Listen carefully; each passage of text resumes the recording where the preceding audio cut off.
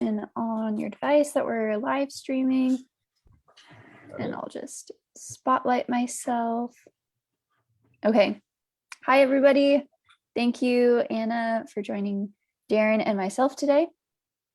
We're excited to talk a little bit about Darren's upcoming class, the Life Drawing Workshop. His class just sold out, so anyone who is interested in signing up, you definitely get on the wait list. I'll show you where you can find more about Darren's Life Drawing Workshop class on our website. Right here, our website is scal.org. Under this big Learn button or here on our menu, just click here and you'll be able to find all our upcoming classes. This is Darren's upcoming class starting January 25th, and it is sold out, but as I said, click on here and you'll be able to add yourself to the wait list. So now we're just going to get to know Darren a little bit more and see some of his work and learn about the materials for the class. So Darren, there you are. Hey. Hey. So would you mind giving us a brief background of yourself as an artist? Sure. Yeah, so I have a MFA in figurative painting from the Academy of Art in San Francisco.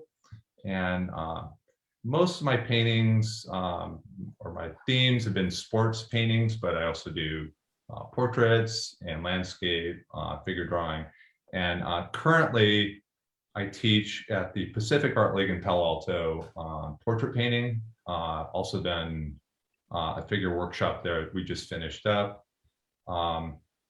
And landscape painting as well. And I also I run the Tuesday night drop-in life drawing at the Palo Alto Art Center. So anybody that works or lives in the peninsula, that's another option besides Santa Cruz Art League's drop-in. And usually we have a few openings. Anyway, so I'm teaching the life drawing class. I go through a lot of different techniques.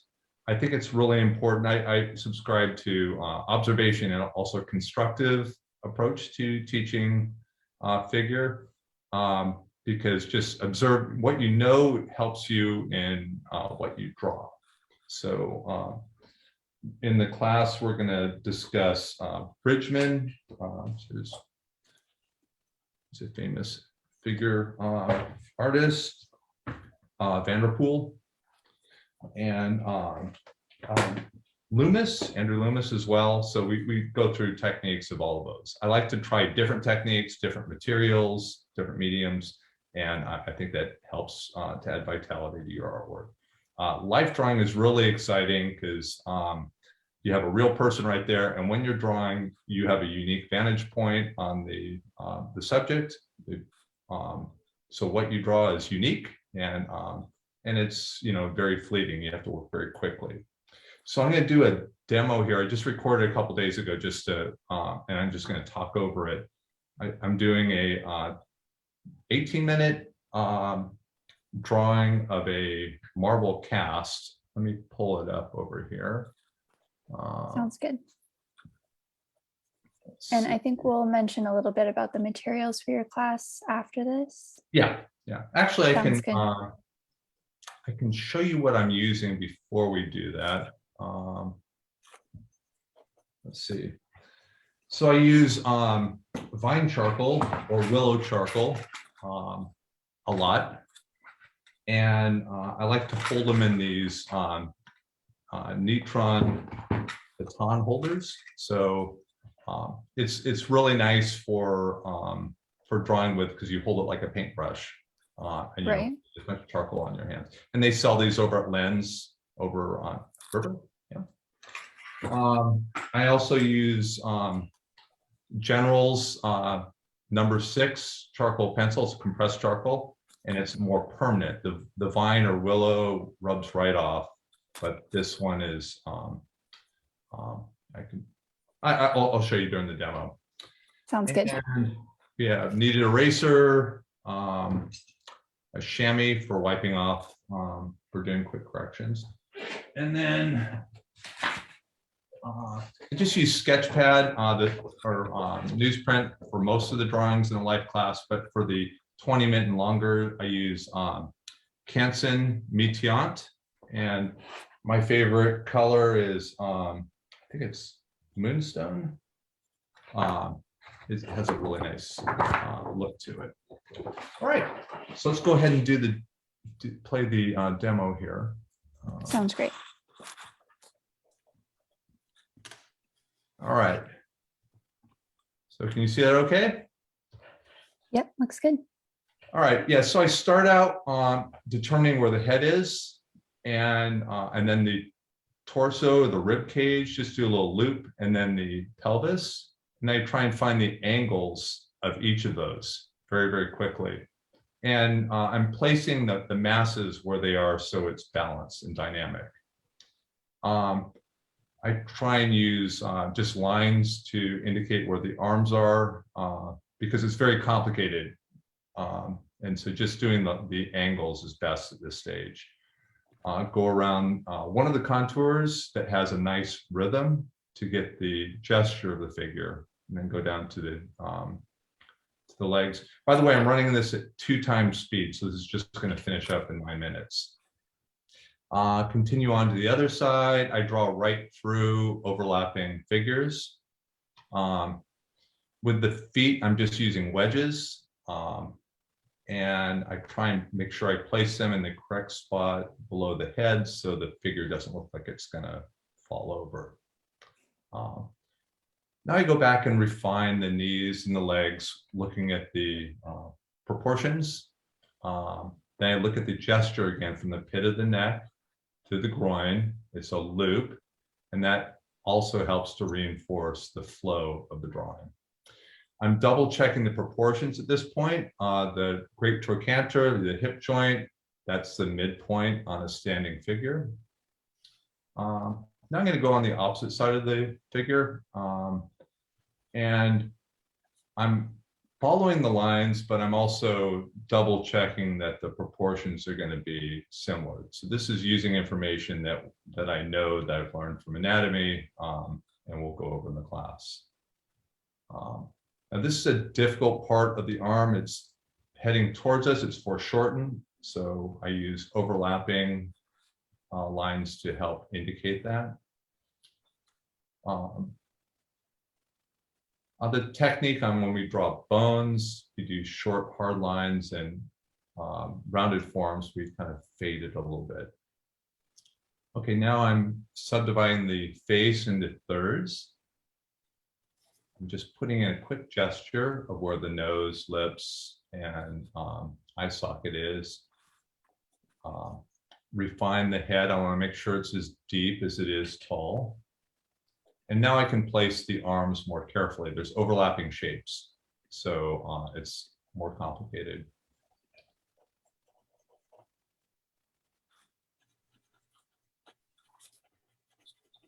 Working on the forearms a little bit more. Now I am also go back and forth from the top down to the bottom, and I want to get this this gesture from the knees. There's a reverse curve. At this point, we have the arms, legs, the torso, the head. I'm going to step back. Maybe I'll look at it with a mirror and see what's wrong. I make corrections here and there. So I noticed that the arm was too high. I pull it down a little bit. And I'm using willow or vine charcoal, so it's really easy to erase it with a chamois or kneaded eraser at this stage.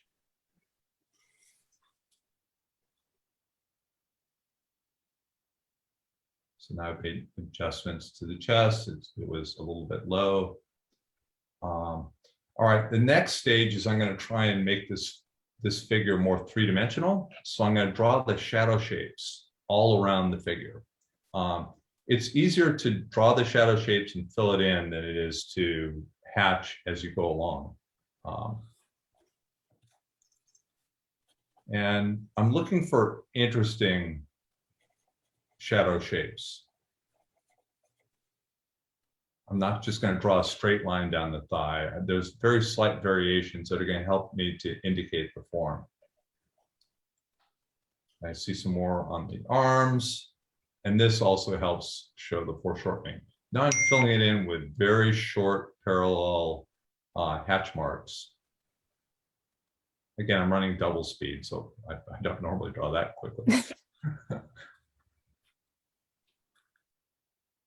And I like to have my hatch marks all go in one direction for this sort of a sketch. It helps to create the illusion of shadow versus being an object. Okay, now I'm going to take a tissue and I'm going to gently blend it from the shadow shape towards the light. It helps to unify the shadows and also brings a little bit of tone onto the light portions of the figure. Then I take my kneaded eraser and I pull out the lights. And I'm careful not to erase too closely to the shadow, and that will help to round it. Unless it's a cast shadow, then I make a nice, clean, sharp erasure mark right at the edge of the shadow. So that's the difference between cast and form shadows. And we go through that in the class as well.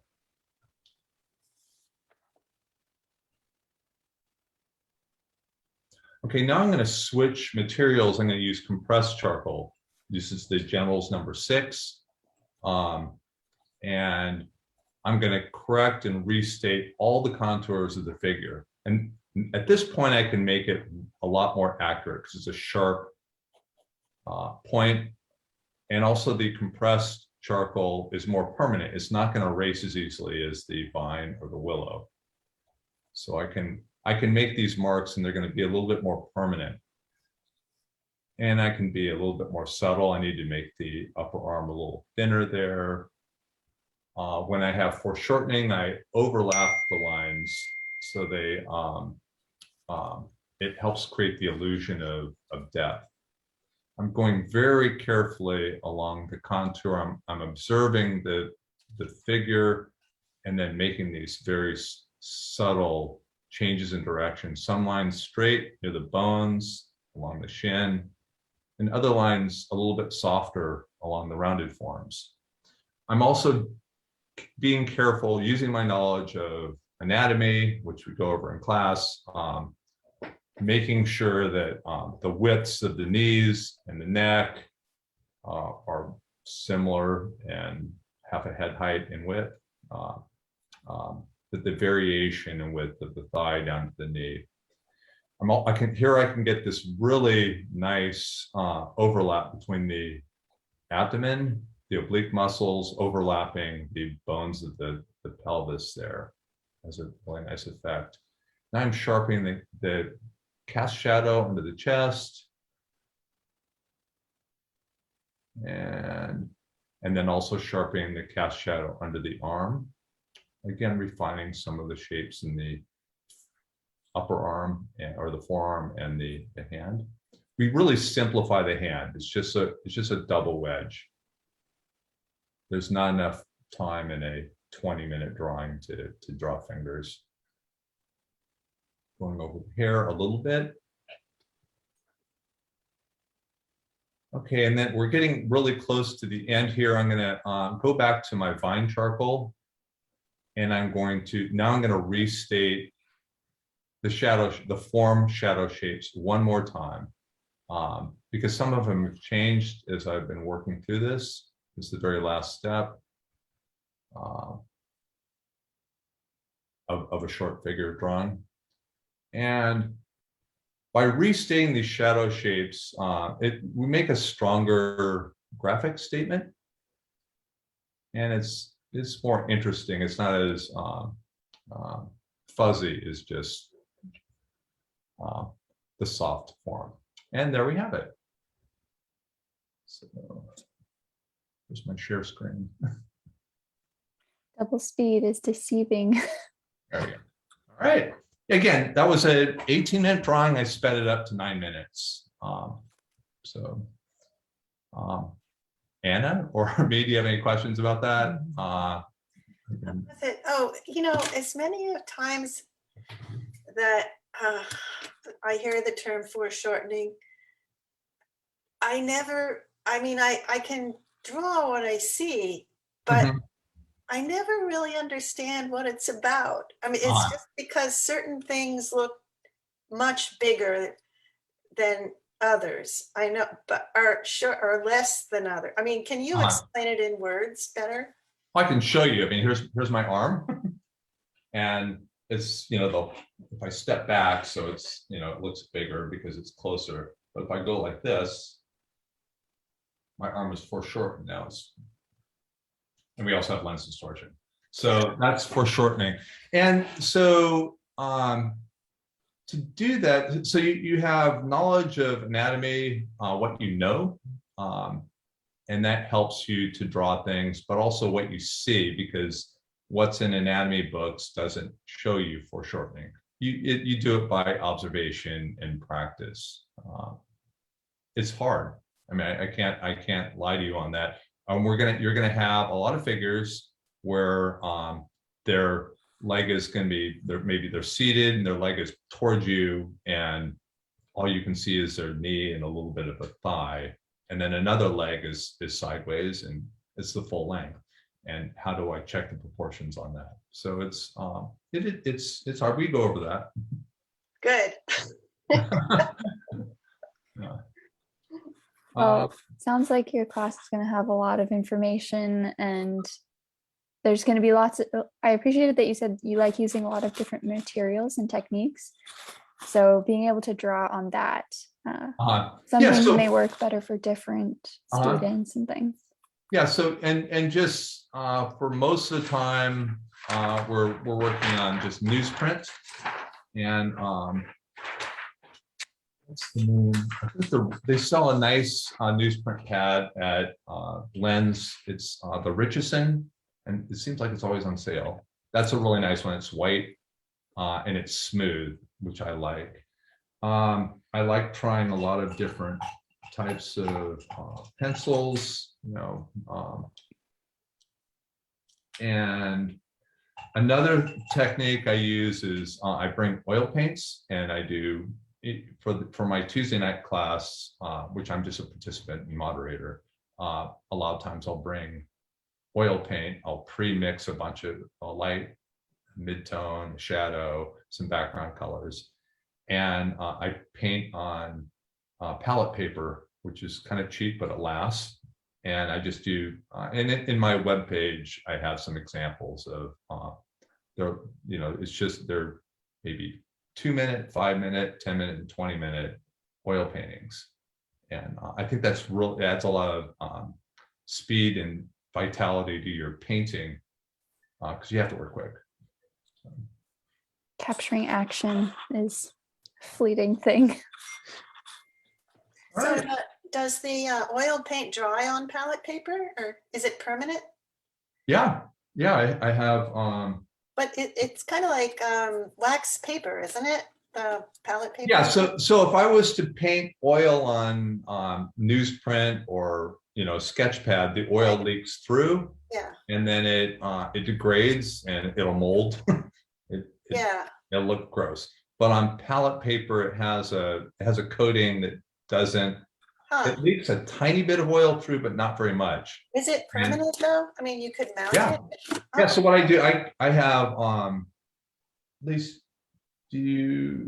now it's in my office. Yeah, so all of my drawings that I do in the drop-in class, I, you know, staple them together and store them away. The paintings, I just staple them together and I can mount them. That's so cool. I've taken BFK and gessoed it, you know, to paint on, but I never knew you could use, you know, well, just the thing I use, it's like Gray Matters, but it's another brand. I can't recall right off my head, but Gray Matters works as well. And the nice thing about that is it's already toned, so you don't have to paint the background. And cheaper. So your lights already come. Yeah, I think it comes out to about 25 to 50 cents a sheet.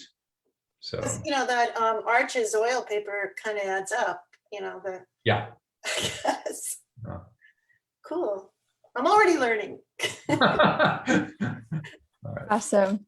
Well, I think I'll just say goodbye to everyone on Facebook and just show you again really fast where you can learn more about Darren's upcoming class if you want to get on the wait list. The class did sell out, but the wait list, there's always room on the wait list. You can always hope. You could always hope. Maybe you'll be #1 on the wait list. So here on our website, scal.org, this is the title of Darren's upcoming class, Life Drawing Workshop. You can find that under the Learn tab on our menu here.